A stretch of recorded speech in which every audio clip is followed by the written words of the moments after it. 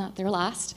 But really quickly, Proof Advertising, independent agency. What excited me about this pivoting to brand panel is that we work with brands like Subway, really known. We work with them in the US and Canada, but it's interesting the perception of Subway in different markets, as well as we, being in Austin, work with a lot of startups. So helping new companies kind of figure out their brand. So for me, that's my intro, and would love each of our panel to kind of introduce themselves, the company, how long the company's been in business, as well as what makes your brand a direct-to-consumer brand. I am Andy Anderson. I have been with Aflac for roughly 2.5 years now, but the company itself has now crossed over 6 decades. I'm the media planning and buying manager for the organization, oversee the above-the-line media channels that are heavily focused on brand awareness, knowledge and connection type of KPIs. Even though we have been around for 60+ years, it's been a product that requires a lot of sell-through through the workforce. And so we're actually edging towards that direct-to-consumer mentality, and that's part of the reason that I'm so interested to be a part of this series and be able to learn from you guys on the opposite side of the fence. What's up, Brand Insider? Eric Banholz here, founder of Beard Brand. Beard Brand is a premium men's grooming company. We are on a mission to foster confidence through grooming. We do it through our core values of freedom, hunger, and trust. I am the founder. I was walking down the street and I just found Beard Brand on the side of the road, and I was like, man, I'm going to keep that one. It's a nice thing. We've been in business for about 6 years now, and we're a small team, about 15, here in Austin, Texas. And I currently serve, I would say, kind of in the creative director role within my organization. So building the brand and telling the story is really important to me. Hi, everybody. My name is Valerie Moore. I am the Director of Global Brand Strategy at HomeAway. So HomeAway is an interesting business. We were purchased by Expedia approximately 2.5 years ago. So it changed the model quite drastically. So in the last 2 years, we've really been reinvigorating the business and truly building a lot of foundational elements around branding so that we are bringing our brand to life in the right ways. So similar to the speech we just heard from Ancestry, we did a similar exercise of really kind of digging into our roots and understanding what made our brand tick. And we're at the great inflection point of really being able to bring that to life in a lot of ways. HomeAway is a business that has been around for about 12 years, so it's just been great to see all of the innovation of the last 2 years and really see things grow. Thanks. I'm Dan Rosen. I'm the Senior Creative and Marketing Director at Hubble Contacts. Hubble's a D2C subscription daily contact lens, pretty simple product. We launched in November 2016. I've been there since the beginning, so it's been quite a lot of growth. We're now in 30 countries. Yeah, pretty simple. So 6 years old, 64 years old, nice range of companies. At Proof, when we talk about brands with different clients, it's for us, a brand is somebody who leaves not just leaves an impression to a consumer, but a lasting impression, and truly distinguishes themselves from competitors. So, posing to whether you're a 6-year-old company or 64, what defines a brand, and do you think you actually have a brand today? I think that I would have to say yes, right? People know the Aflac duck. You're greeted by quacks, Aflac. The challenge that we have oftentimes is that people know the duck, they don't necessarily know what the duck does. So I was very interested in the ancestry conversation because there's a lot of challenges that we're also facing that are very similar. But one of the things that I do know is that our brand actually started by the Amos family selling cancer policies to help consumers through financial hurdles. When the major medical doesn't pay, we're there to kind of help alleviate some of those stressors from a financial perspective. The one thing that I will say is that we are very happy that roughly 9 out of 10 individuals in both the U.S. and Japan, know the Aflac brand. So the door handles are warmed when we get ready to go in. It's just really starting to activate around that education and awareness that takes us one step further. I will say that throughout the ages, the one thing that I'm proud of for this particular brand is that they've never lost sight of what their passion is, which is being able to be there for consumers in those times of needs that are associated with health issues and concerns that can also be alleviated by a quickening of financial relief. Yeah, for me, a brand, we kind of talked a little bit about this early. There's the visual aspect of the brand, which is the duck, right? With Aflac. And then there's what the brand means, the promise, the story you're telling, the community, the tribe that you're trying to build. And you kind of need to have focus and energy on both of them. A pretty logo and pretty colors and stuff like that are really completely worthless without that mission and that promise to what you're going to do for your customers. So I'm a big believer, obviously, in brands. I'm here, and I think there's a lot of risk out there for consumers, especially on Amazon, where Amazon's trying to kill the brand, but subsequently you have an increase of counterfeit products and just shady stuff just in the marketplace, which can only last for so long before consumers start to learn and hate going through the return process, I guess, for lack of a better term. So, yeah, I mean, I don't know. I love brands, yeah.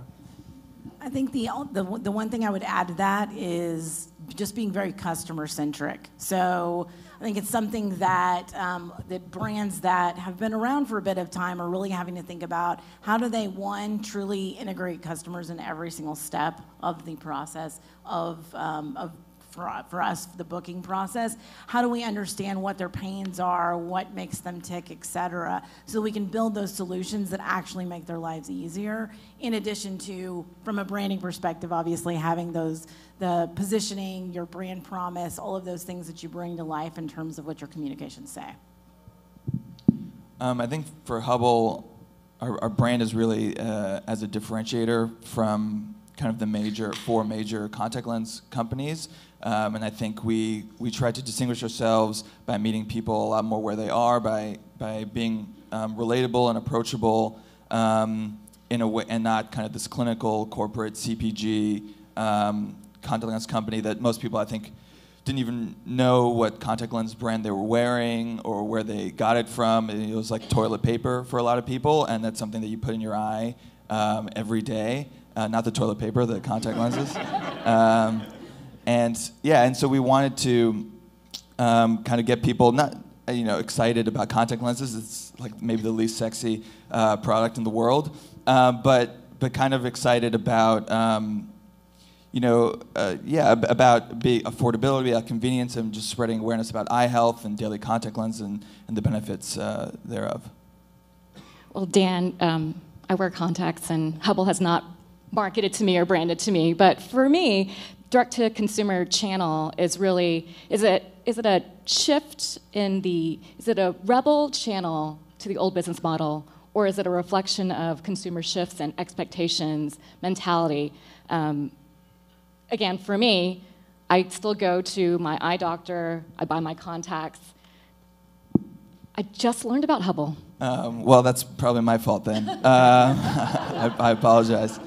I think, contact lens industry is very entrenched. It's very kind of, they're huge companies. They own search. People get their contact lenses through their optometrists, for decades, and that's obviously something that's a relationship that's important to a lot of people.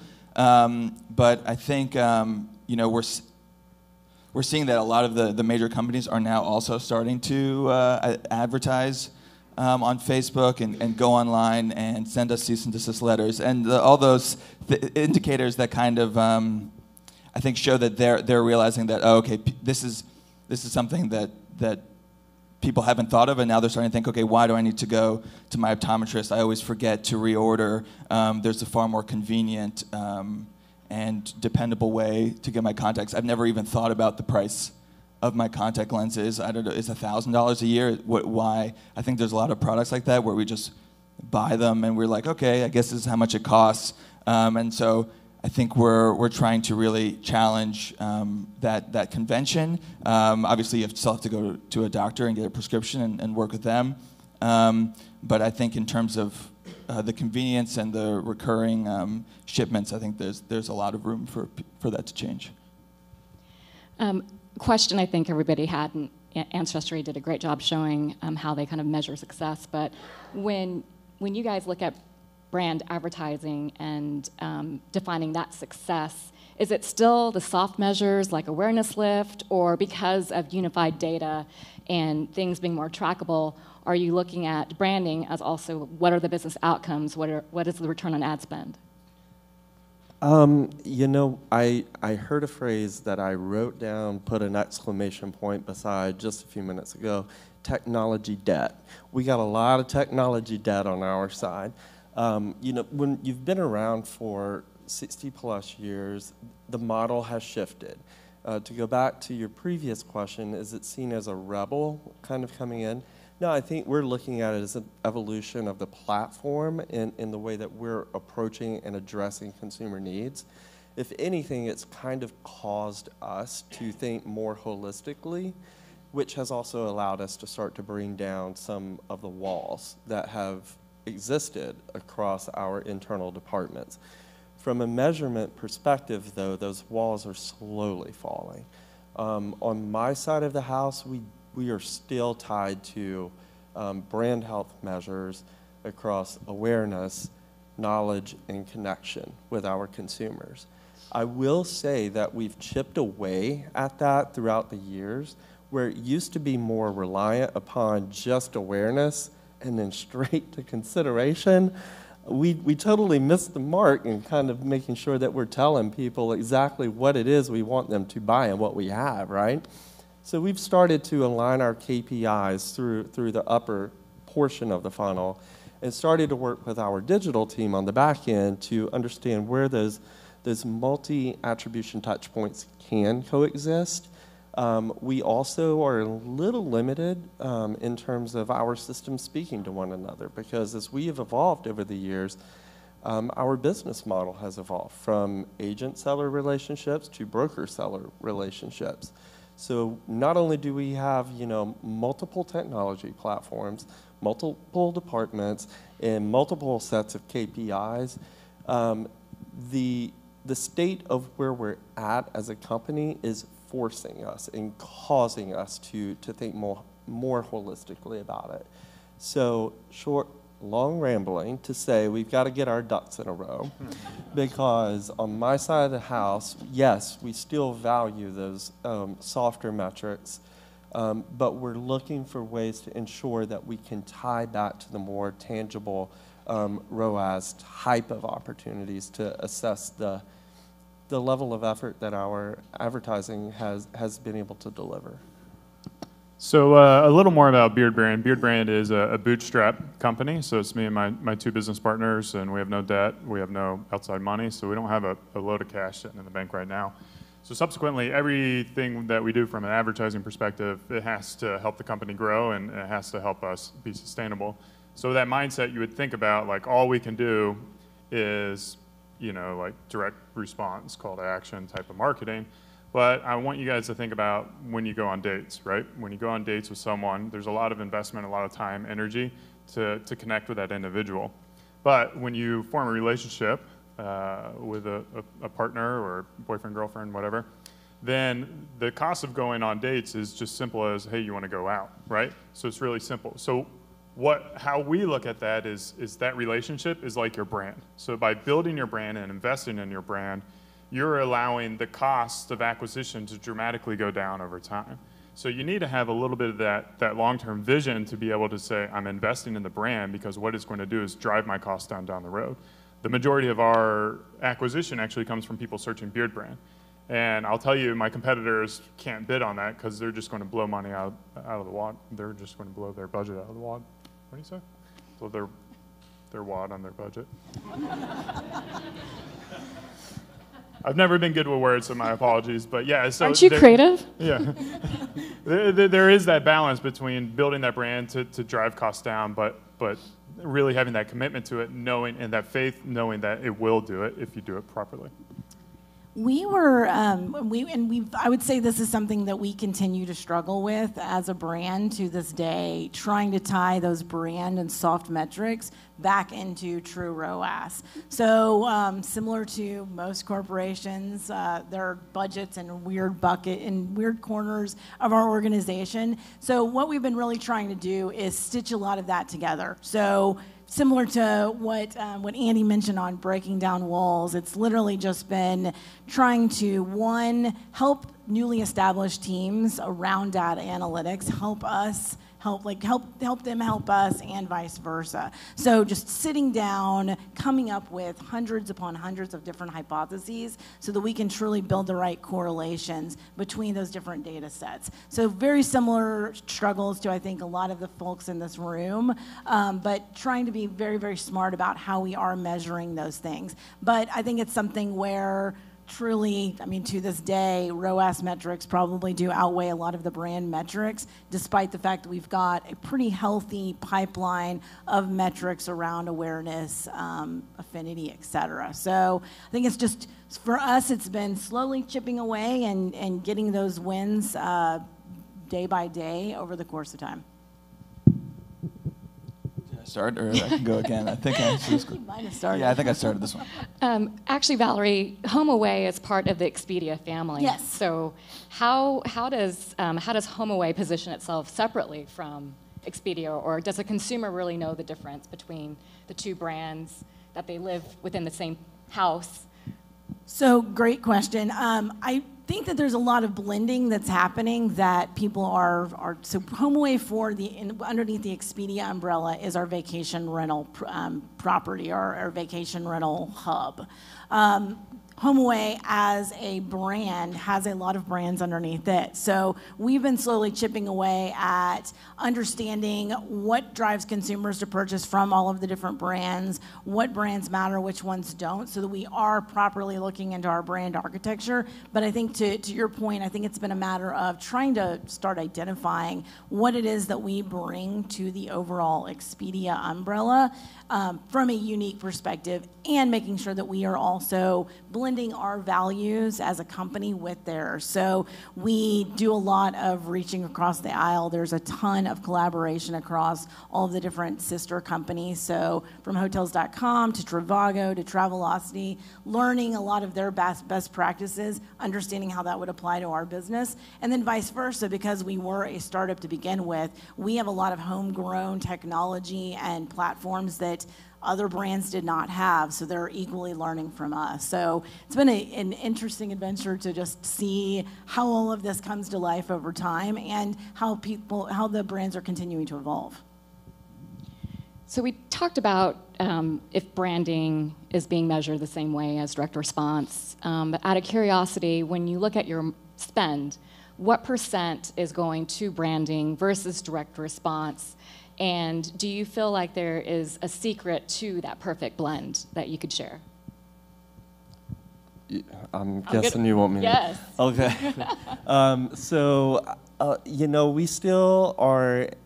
We're admittedly still a heavy brand spender.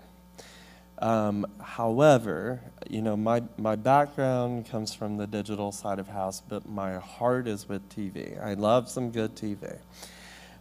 So in my role, we've been able to start to push more outside of what those more above-the-line channels are, so that our budget is starting to right-size with addressable TV usage. We've been able to now have 2 programs in market, so I can illustrate the power of using our first-party data to really impact our overall reach and frequency with what we're doing with our general market advertising.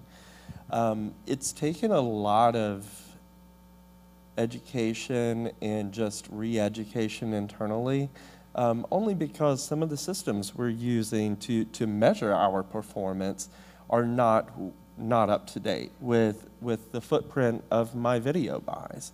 So and oftentimes we're starting to chip away at that budget and move from the more above the line awareness metrics to things like the OTT space, addressable, FEP, all of the acronyms that are related to video buys. However, I would say that we still are finding our way to moving more in the more DR side of house. The one learning that we've had is that it's got to be a delicate balance, because at one point there was a major shift from brand into DR media, and we all know what happens there. Your rate base increases and you just flip everything on its head. So now we are back at square one, where we are taking measured and incremental approaches with movement towards DR. Yeah, I can chime in on this as well. We don't really designate our budget as like brand spend or direct response spend. So our strategy is more of building organic at the top level to try to introduce our brand and our company to our audience. We found that that's the most cost-effective way. So we've got a fairly large YouTube channel with over 1 million subscribers, getting hundreds of thousands of views a day.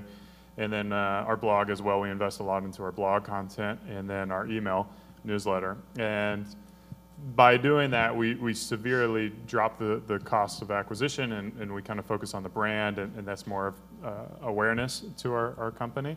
And then once they hit our website, then we'll start to try to get them into the funnel, so middle funnel, bottom of the funnel, where we introduce maybe a little bit more about the brand, a little bit more about our story, our product ethos, and then drive it down to like the specific product that they've been looking at through remarketing, retargeting, and really just kind of have that blend.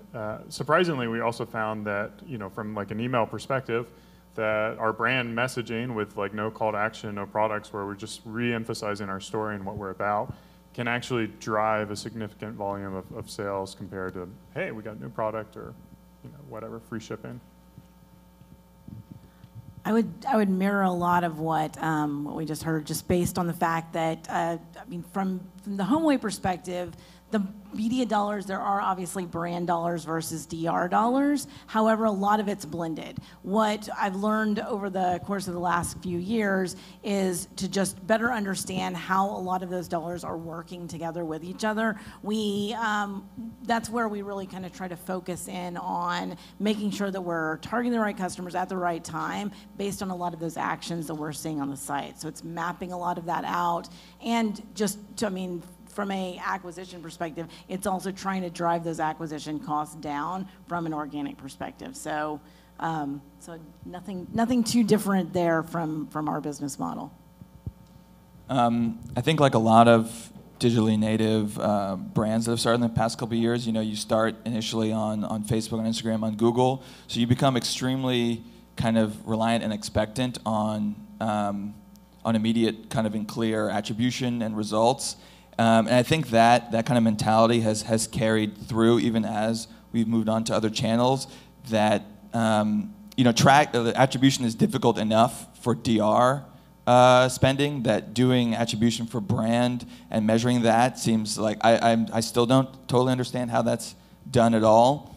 If someone wants to explain it to me, I'll be here all week. And Facebook and Instagram are, I think, fairly top of funnel, and I think you can think of them that way. But we also, use our like Eric was saying, use our organic and our social as the place where we do most of our brand. We do a lot of influencer, but we do product exchange. Or we're lucky that we have a product that is very Instagrammable, and we get a lot of user-generated content. And so that's something we're really proactive about in terms of sharing that, in terms of sponsoring micro-influencers, but with product only. So we don't really have to be completely on top of the ROI on influencers, because that's again discount codes, swipe ups, view throughs, all these things that muddy the waters, and so we can really focus on kind of our bread and butter, which is DR response. that's something that we didn't talk about, actually, influencers, but we were talking about how social media and what role that plays. With branding, there's a lot of, it's mission, voice, palette, but then on social media, there's a direct-to-consumer connection points that brands have now. What are the pros and cons of social media? How reliant are you guys? And if you are using social media in any form, is it best to have an agency be part of that process, or to keep it in-house and have the brand speak directly to consumers versus an agency? Loaded question, but... From our perspective, it's a hybridized approach, because a lot of the community management needs to reside in-house. Just because we are in a more highly regulated type of industry, we do need to make sure that there is adequate care and handling of consumer communications within our social platforms. However, when we're thinking about it from a branding perspective, we really start to lean into our agency partners. And part of the reason in doing so is that it allows us to carry that common thread of consistency of messaging throughout our creative, but also making sure that they're tailoring it to the right platform. Because one of the things that we've learned, and I think that everybody here already knows as a consumer, is that there needs to be a consistent type of voice and feel. However, the way that you portray that within each of the platforms needs to feel more organic in nature. And so that's the reason we do lean into our agency partners and our supplier partners as well, is to keep us abreast of those best practices, so it doesn't appear that we are a 64-year-old company on Instagram.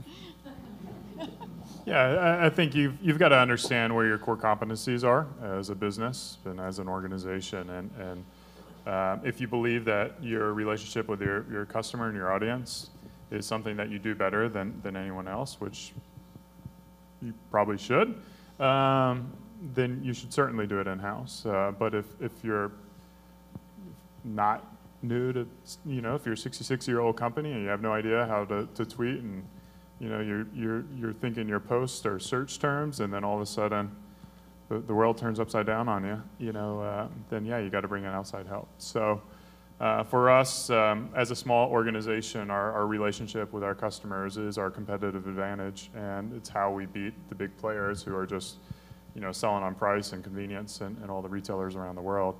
So we need to build that bond and have that direct connection with our audience, whether it is through our outbound communication or on the receiving end when they reach out to us and directly respond to them.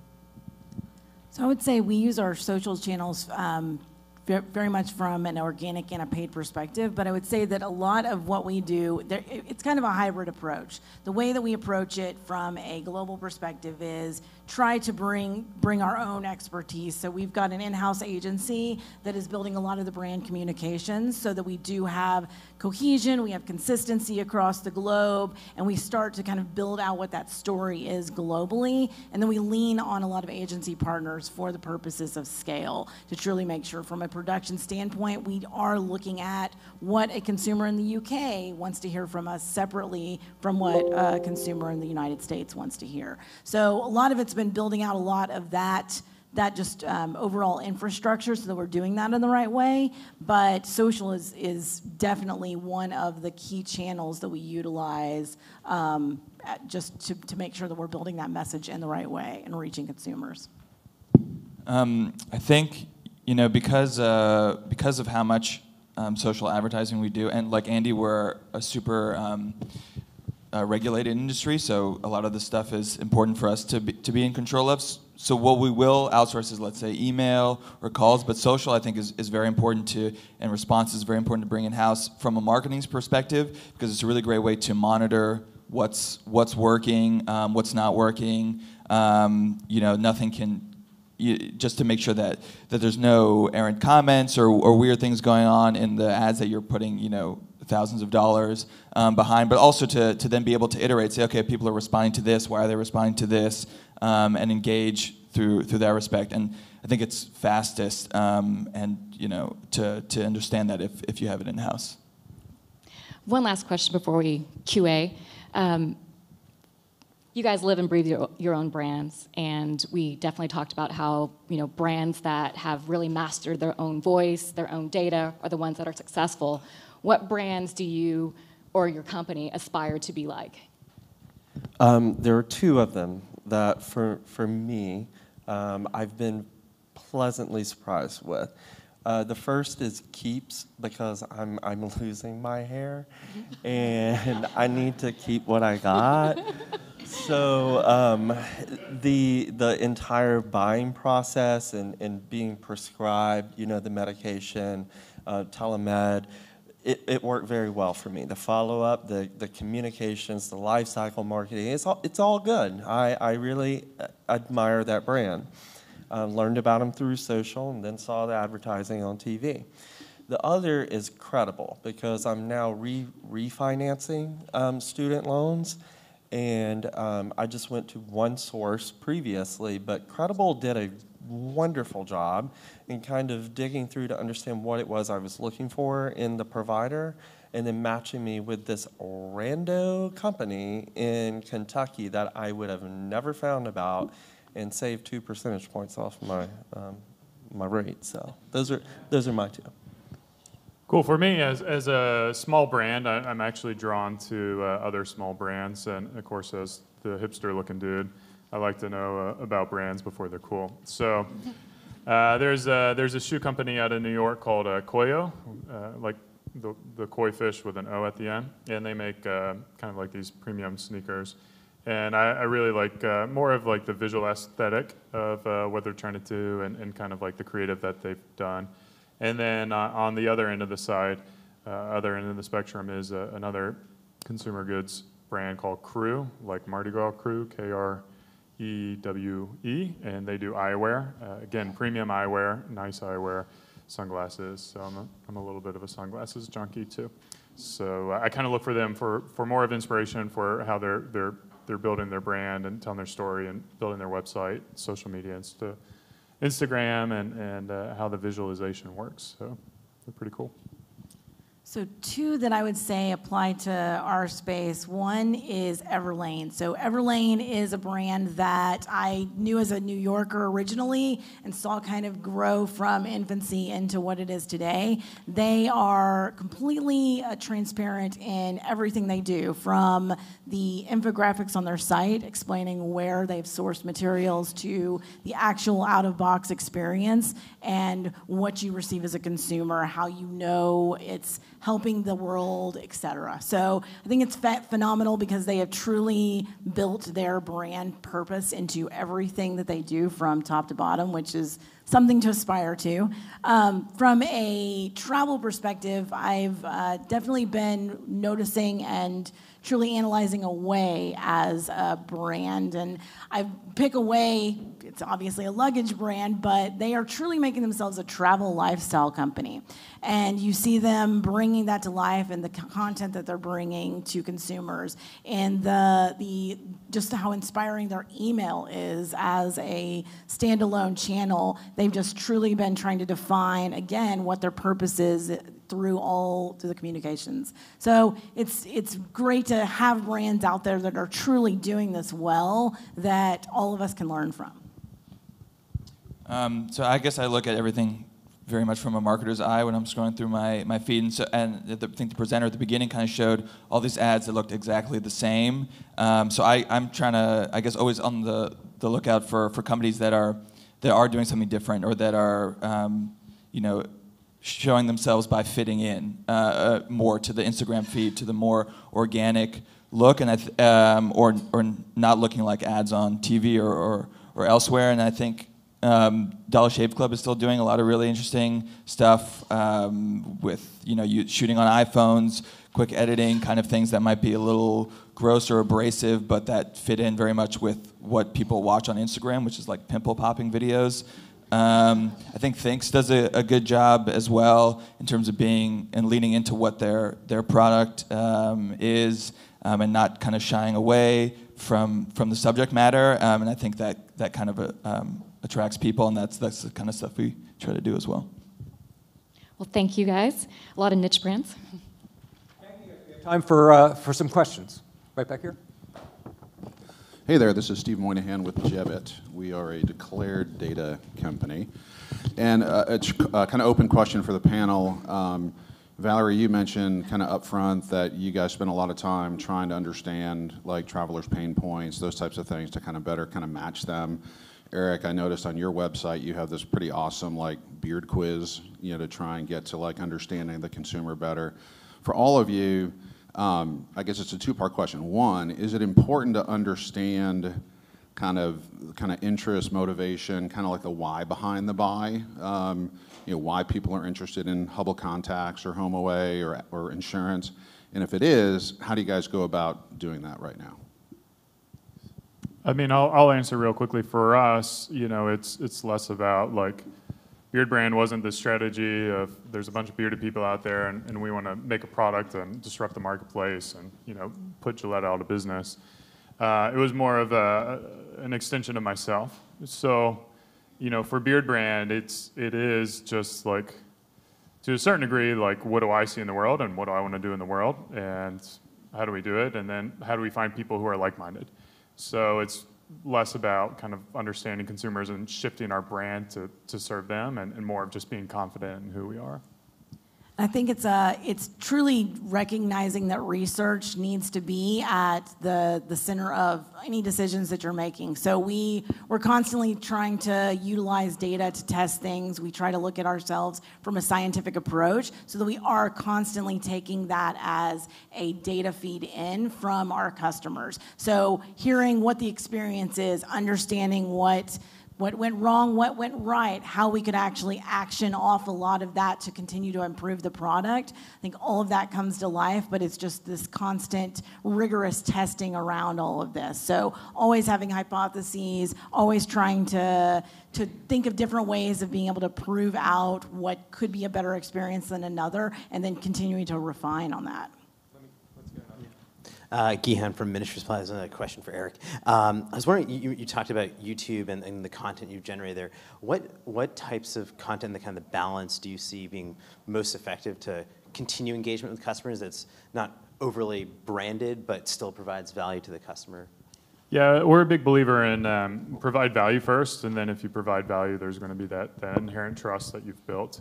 So the challenge is how many videos can you create on how to grow a beard? The answer is one. You just wait. I see a lot of beards here, by the way. So, you know, we've had to think creatively how to come up with new content. We have over 1,000 videos we've created. And you can really get into the specifics of that by delivering content on ways to how to deal with curly beards or wavy beards, but also like show them the experience that they can have through grooming and what that can look like. So we have very, very little content that is, you know, like promotional type of content, and those videos perform terribly for us too. So it's just really like almost all of our organic content is just like 100% brand and tell the story and provide value. Good morning. My name is Tristan. I'm from Quantcast. Excuse me. I'm a little intimidated talking to you, Eric, since I have the facial hair of a baby sheep. But the question would be for Eric and Dan, just how are you understanding the audiences that you already have, their behavior in the open internet, and then leveraging those insights to reach similar audiences out in the open internet? Social and Facebook, obviously, fantastic ways to build a brand. But what are they doing outside of those platforms, and how are you reaching others based on those insights? Well, I mean, great question, and it's actually the problem that I'm trying to solve right now is Beard Brand is a men's grooming company, so obviously in the name is Beard Brand, and dudes with beards buy from us, but we're a men's grooming company, so we have shampoo, conditioner, body soap, utility balm, all these things that require no beard. So I wish I knew that answer right now because it's a problem I'm trying to solve. So if anyone out there knows that answer, let me know, or maybe we just need to double down and stick to our niche. But we're still in that discovery phase right now. I think in the first year or so, we were able to test so many audiences on Facebook, on Instagram, that we got a lot of insight kind of about who our target customer is, and we're then able to leverage that when we went on to to other channels, whether it was TV or partnerships or influencers. We had a great sense of who that is. So we weren't kind of just shooting blindly into the wind. And we knew, okay, this type of audience was working. So we're always testing. We kind of use the digital space as a way to test audiences' interests, and then use that data and leverage it for kind of our more both top of funnel and offline marketing. We are going to extend this into our roundtable at the end of the morning. Lee, panel, thank you very much. Heather McCauley, who's the head of brand solutions from Publishers Clearinghouse, will be sponsoring the coffee break right after this session. Please welcome Heather and Publishers Clearinghouse. Hello. Good morning. Thank you for giving me a few minutes before your caffeine break. I appreciate it. As Steve said, my name is Heather McCauley, and I run marketing for the media side of Publishers Clearinghouse. A lot of you have probably heard of Publishers Clearinghouse because we have been around for over 65 years. And when you think about Publishers Clearinghouse, you probably think what? Big checks, like a woman opening the door in her bathrobe, jumping up and down, screaming. And the question we get all the time is it real? Do people actually win? They do. The Prize Patrol is on the road at least twice a week, more than ever now, giving away prizes. So I'm going to give you a little sneak peek into some of our recent winners so you can get a feel for how real this really is. How are you doing today? I'm okay. How are you?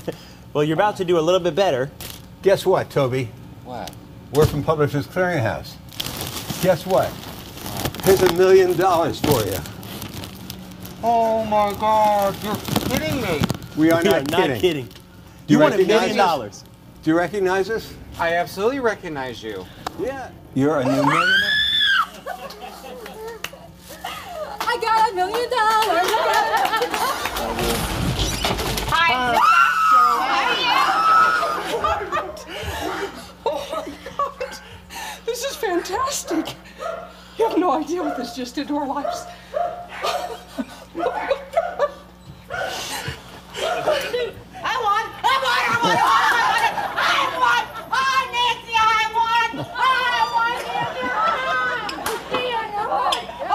Is that you? Are you Julie? Yes. Guess what? I don't believe it. You just won $1 million. Yay! Congratulations! Publishers Clearinghouse, Prize Patrol! I love the woman that just falls down when the door opens. Like, she doesn't even know if she's won $1 or 10 million, but she's just really excited for the Prize Patrol. But that desire for a winning moment, I mean, it doesn't matter your income level, your age, your gender. Everybody really wants to win. And that is the reason why millions of US consumers engage with us every single year. I mean, think about it. As a typical US consumer, you reach an age where you're probably not going to be that billionaire rock star you thought you were going to be, right? You start thinking about marriage and the cost of kids and diapers and retirement and have I saved enough? And you're like, you see an ad for winning $7,000 a week for life, and you pause for a minute, and you take a minute to really think what that would be like, and you act on it. Publishers Clearinghouse actually spends $100 million in media a year to build, grow, and retain our own audience. So what happens for the typical PCH consumer? They see an ad to engage with us, and they visit pch.com. They enter to win with their first and last name, their physical home address, their birth date, and all this information is really real. I mean, Steve, if you were going to win $1 million, would you register with my information? No, you'd put your own information, right? So it's insanely accurate because if we can't find you and we don't know who you are, you can't win the big prize. So once you're in the pch.com walls, you start to see a lot of entertainment that we're going to provide you with. But you can also enter to win, I don't know, a Ford Explorer, jewelry set, a brand new kitchen, and we have a lot of entertainment that we recommend to you based on who you are. So you're playing solitaire, Mahjong Minute, a lot of strategy games. Consumers spend 8 to 9 minutes per session with Publishers Clearinghouse. Now compare that to other premium publishers where you might see 2.5 minutes or so. What's not as well known about PCH today is that we are a leading direct-to-consumer entertainment and shopping destination for millions of US consumers. Yes, we are a top 5 Comscore publisher, but we also sell $1 billion in products per year. Did you guys know that? Did anyone know that we spend $1 billion per year? It's all based, there's no storefront, it's all based on impulse purchases. So your experience, John, on PCH.com will be very different than my experience, right? Even our email program. We drive 4.5 billion emails per year. Our click-through rates are 22% versus an average of 2%. And our click-to-open rates are 69% versus an average of 12%. When people see the PCH.com name within an email or an offer, they really respond to it. They're super engaged. It's that combination of the winning moments tied to entertainment. What are people buying on PCH.com, you're probably thinking? A variety of things. Home and garden, health and beauty products, jewelry products, cooking products, pet supplies. This is just a small sample, and there's a lot of different items within each category that they're purchasing. We even have our own proprietary brands, which not a lot of people know either. Smart Home, Skyline Collection, which is a lot of like jewelry. We even just launched another outdoorsy brand called Woodland Creek, which think about it's like, backpacks, barbecue sets, all that good stuff. Oh, I don't know what happened there. We have been a trusted performance partner for some of the top performance marketers for years and years and years, driving app downloads and lead generation for them.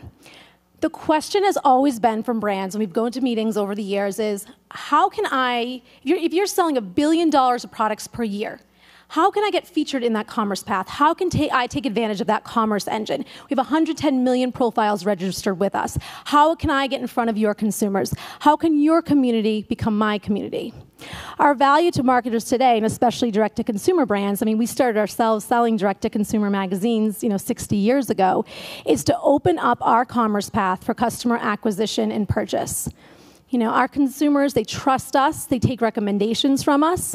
We're open to sharing our data and being transparent about the data, and it's all operated in a performance-based pricing model. So you're only paying when a consumer actually makes a purchase or raises their hand and says, hey, I want more information from your brand.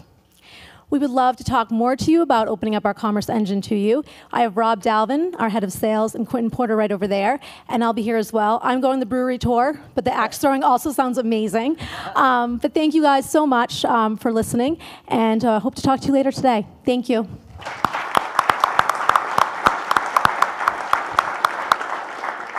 All right, that was awesome. Heather, thank you so much. That was great. And as Heather mentioned, we're going to move into a coffee break right now, so you can do a little networking and refresh the energy a little bit. Raise your hand again. Where's Quentin? Quentin and Rob. Raise your hand again real quick. Okay, yep, right there, guys. All right, so get with these folks. Get with Heather if you have questions about what PCH is doing outside of this. And again, big round of applause for Heather, and we'll see you outside for some coffee.